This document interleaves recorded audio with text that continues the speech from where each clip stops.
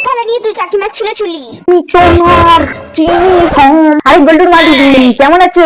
হ্যাঁ গো ভালো আছি, তুমি কেমন আছো? দিদি বলছি যে পল্টুর বিয়ে হয়েছে না? হ্যাঁ হ্যাঁ সবে তো নতুন বিয়ে হয়েছে। ভাবছিলাম এবছরে জানো তো ওই পল্টুর ওটা একটা কার্তিক ফেলবো। এ বাবা, আমি তো কার্তিকটা ফেলবো ভেবে রেখেছি, এবার কি করবো? না না, ম্যানেজ করতে হবে।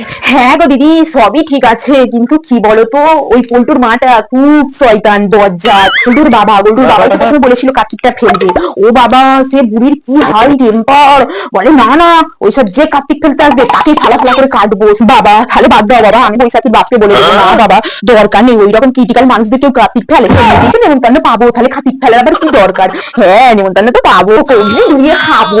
হ্যাঁ কবজি নিয়ে খাবো। হ্যাঁ আচ্ছা দিদি ভালো থেকো, আসছি, দেখা হবে কার্তিক পুজোয়। টাটা। হ্যাঁ হ্যাঁ ঠিক আছে, আচ্ছা হ্যাঁ ওখানে দেখা হবে, ঠিক আছে।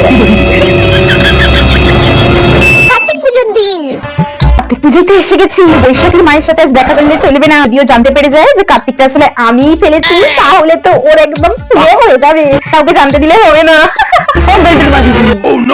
হ্যাঁ দিদি কি সুন্দর হচ্ছে তাই না পুজো? হ্যাঁ কাকিমারা আয়সা হয়েছেন? ভালো হয়েছে, নমস্কার কাকিমা। ও হ্যাঁ হ্যাঁ নমস্কার নমস্কার। ও এটাই বুঝি পল্টুর বউ? ও কি মিষ্টি হয়েছে, জোর না লেগে যায়। ও হ্যাঁ তো কাকিমা আপনার টাকাটা আপনি নিয়ে নিন। টাকা? হ্যাঁ।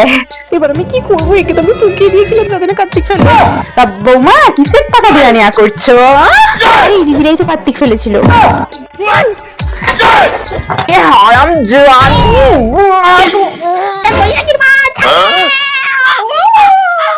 তুই কি বললি যে নাকি ওর শাশুড়ি এই বলে তুই নিজে কার্তিক ঠাকুর পেরে টাকাটা তোর পকেটে